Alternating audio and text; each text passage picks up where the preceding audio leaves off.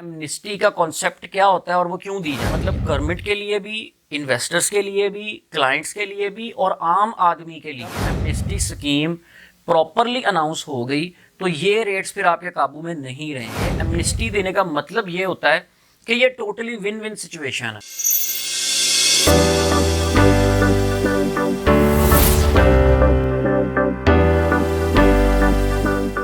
जी अस्सलाम वालेकुम, मेरा नाम असदुल्ला अवान है और बाहू स्टेट के प्लेटफॉर्म से मैं आपको खुशामदीद कहता हूँ।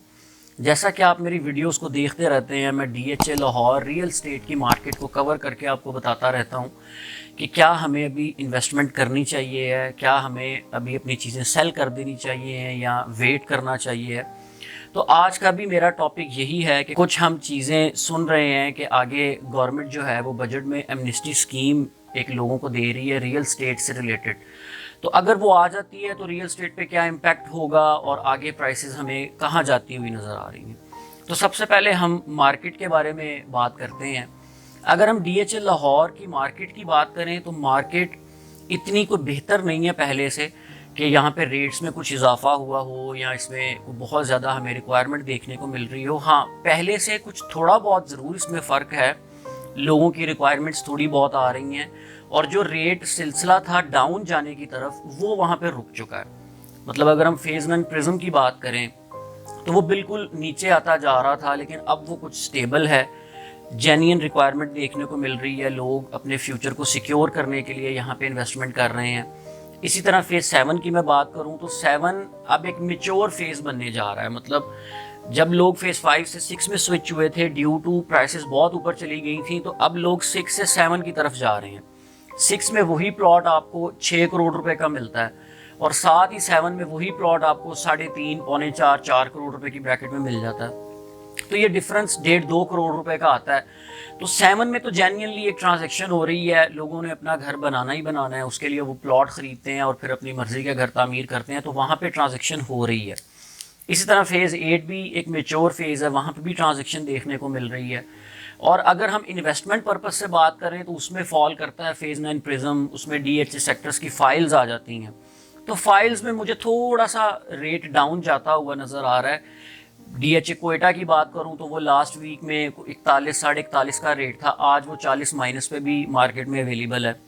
इसी तरह आगे फेज़ 10 की एक गुड न्यूज़ सुनने को मिल रही है कि 31 मई को ये बैलेटिंग कर रहे हैं और ये एक मैप लॉन्च कर देंगे और जिन लोगों की इन्वेस्टमेंट्स थी पहले की उनको प्लॉट अलॉट हो जाएगा।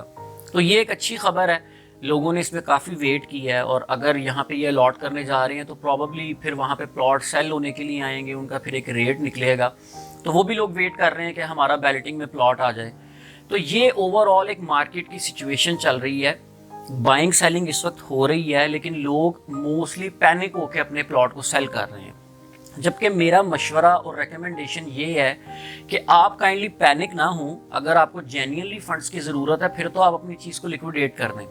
अगर आप पैनिक होके कर रहे हैं कि आज मुझे इस चीज़ का 1.5 करोड़ मिल रहा है तो मुमकिन है 6 महीने के बाद ये 1.25 करोड़ पे ना आ जाए, तो मैं नहीं समझता कि ऐसा होगा। क्योंकि अगर हम प्राइसेस को कंपैरेटिवली देखें ना तो कई जगहों पे 80% तक प्राइसेस नीचे आ चुकी हैं। मतलब DHA कोयटा 1.5 करोड़ रुपए तक गया था, आज वो 40 माइनस पे है, तो ये 80% उसकी प्राइस नीचे आ चुकी है। इसी तरह हम किसी भी सेक्टर की बात करें, 7 में 5 मरला था वो 80 लाख का था, आज वो 33-34 लाख का मिल जाता है, वो भी 60-65% नीचे है। इसी तरह लाहौर स्मार्ट सिटी के अंदर कमर्शियल्स के ऊपर 1-1 करोड़ रुपए तक ऑन गया था, आज वो 5 लाख भी नहीं है, तो ये कितना 95% नीचे आ गया। तो आप क्या समझते हैं, ये जहाँ पे DHA का लोगो लगा हुआ है या जो लोगों की इतनी इन्वेस्टमेंट्स हैं वो ज़ीरो तो नहीं हो जाएंगी। तो अब हम इस चीज़ को देख रहे हैं और आगे हमें ये सुनने को मिल रहा है कि गवर्नमेंट इसमें एमनिस्टी देने जा रही है जिससे कुछ चीज़ें अच्छी होंगी और बेहतर होंगी। अच्छा, हम सबसे पहले ये समझ लेते हैं कि एमनिस्टी का कॉन्सेप्ट क्या होता है और वो क्यों दी जाती है।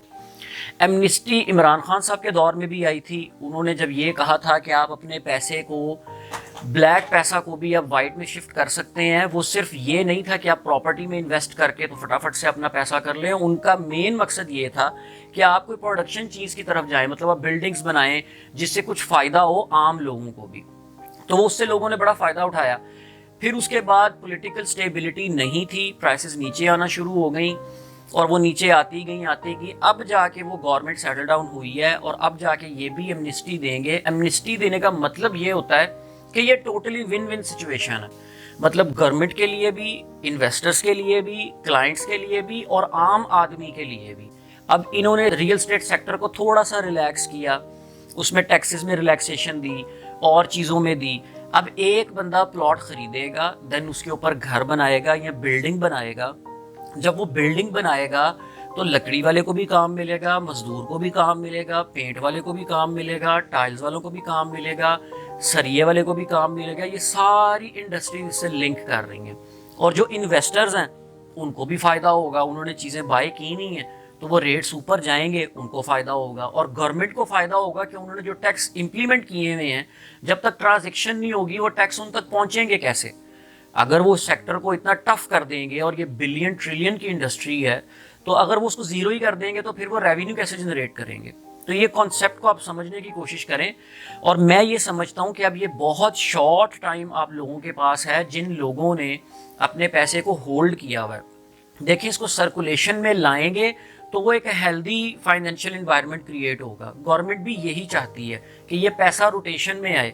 जो लोगों ने बैंक में रखवाया हुआ है या किसी और चीज़ में उसको मोल्ड कर दिया हुआ है, अब वो सारा पैसा बाहर आए और वो रोटेशन में आए।